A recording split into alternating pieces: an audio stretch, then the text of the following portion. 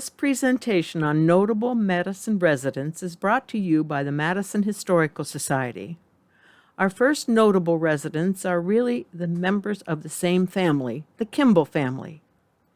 Abel Kimball was born on January 18, 1801 in New Hampshire. His family moved here in 1812 when there were only 17 families residing in the area. On September 26, 1830, he married Philina Hastings. This home on West Main Street was built around 1868 and took 2 years to complete. There were 2 previous structures before this. 5 generations of Kimballs lived on this property until 1977. Abel organized the building of the first church in Madison. He organized and commanded a military company to protect the citizens of Madison, eventually promoted to brigadier general, and from then on he was called general. He served as sheriff of Geauga County for 2 terms.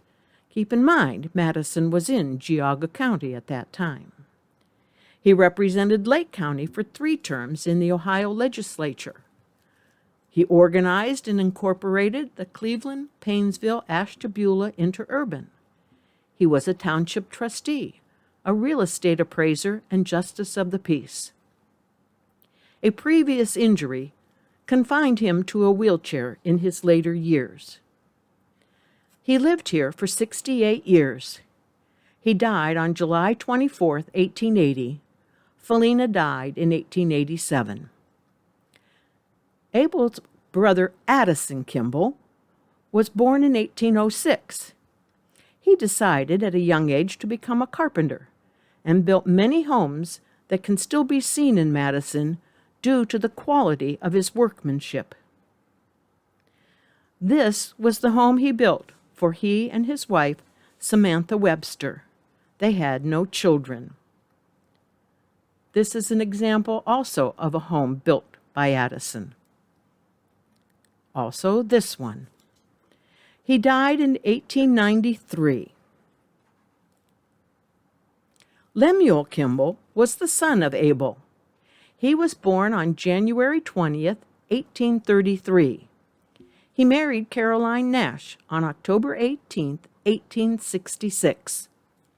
Lemuel was well educated, and he was president of the Citizens Bank here in Madison from 1875 until his death in 1909. Carrie, as Caroline was called, was described as lovely and gentle. 2 of their sons, Abel and Carl, had a plumbing and hardware business in Madison called Kimball Brothers. They stayed in business through various owners until the 1980s. Their oldest son was Homer Nash Kimball. He was born on October 11th, 1867. He graduated from Oberlin College. He worked at the bank with his dad for a while, but became the first superintendent of the Madison schools. He was mayor of Madison for 3 terms and a representative in the Ohio General Assembly for 2 years. He died at the age of 36 in 1904, and on that day, all businesses closed and were draped in black. It was the largest funeral in the village. He's buried in Fairview Cemetery. An elementary school was named for him. Our second notable citizen was Elizabeth Brown Stiles. She was born on August 21st, 1816, on a farm in Unionville. Her father was a ship's caulker, but he taught her to be a crack shot. Her mother was a local nurse and midwife and taught her those skills. She moved to Chicago in her late 20s, worked as a seamstress and a teacher. She married Jacob Stiles in 1846. They lived on a farm in Pennsylvania until 1858.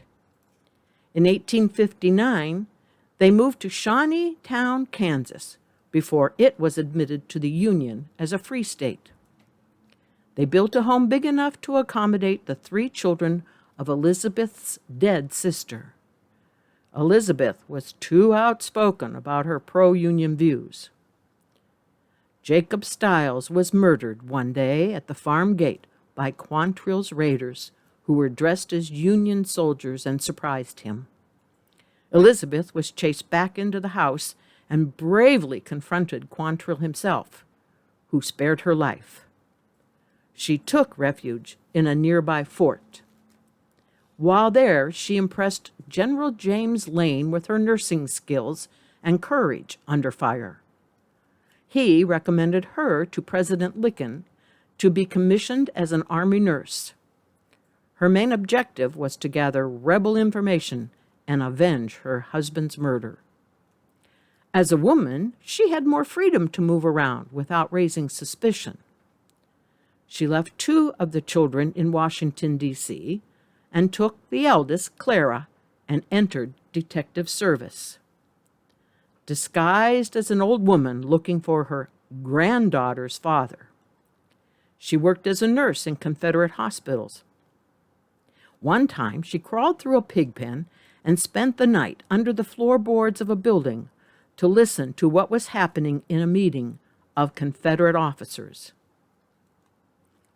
Elizabeth was captured once by General Price.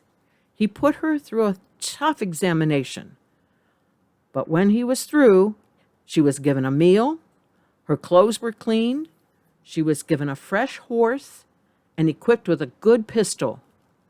She rode out of the Confederate camp and straight back to the Union Army. At the end of the Civil War, she received a special commendation as an Army nurse signed by President Lincoln himself.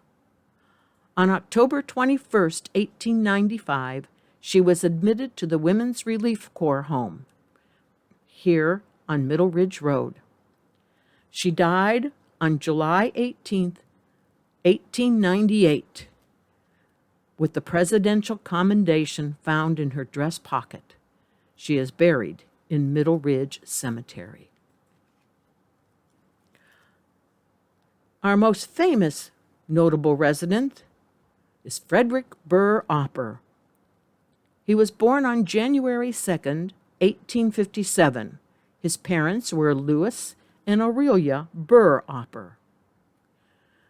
Their home was built around 1842 and was located on the south side of Main Street next to the bank. In 1919, it was moved to River Street. Frederick was happy going to school, skating on Ford's Pond and swimming in the Grand River. But at the age of 14, he left school, worked in a general store. He worked for the village newspaper, swept floors, set type, and helped run off the papers. At 16, he went to New York City, worked in a department store. A natural cartoonist, he sold drawings to Wild Oats, a cartoon newspaper. For 18 years, he worked for Puck magazine. And he started at the Hearst Publications in 1899, where he worked for 33 years. He began drawing Happy Hooligan in 1900. Happy was a little guy in a shabby check coat and a tin hat. Happy had 2 brothers, Gloomy Gus and Montmorency, always the innocent victims. The cartoon Happy Hooligan ran for 25 years. Frederick married Nellie Barnett. They had 2 children, Lawrence and Sophie, and lived in New Rochelle, New York. He only returned to Madison once in 1910. He wished to visit old friends and stay at the Park Hotel. Unfortunately, the hotel was closed due to a fire in the village in 1909, and his friends had moved away. He never returned. Poor eyesight forced retirement in 1932. He died on August 28, 1937, still considered Dean of American Comic Artists. 40 years after his last visit, the state put up signs paying homage to our hometown boy. And in 1973, his grandson and namesake, Frederick Oper, and his wife, arrived in Madison from Belgium to visit his grandfather's hometown. George Hopper was born in England in 1837. His family moved to Cleveland in 1840. George started a cooperage business, that's making barrels, for transporting oil for his friend J.D. Rockefeller. One day, a tramp came to the door to work for food, so the cook sent him to the barn where Mr. Hopper was working. George was having a terrible time with the barrels that he made for J.D. Rockefeller.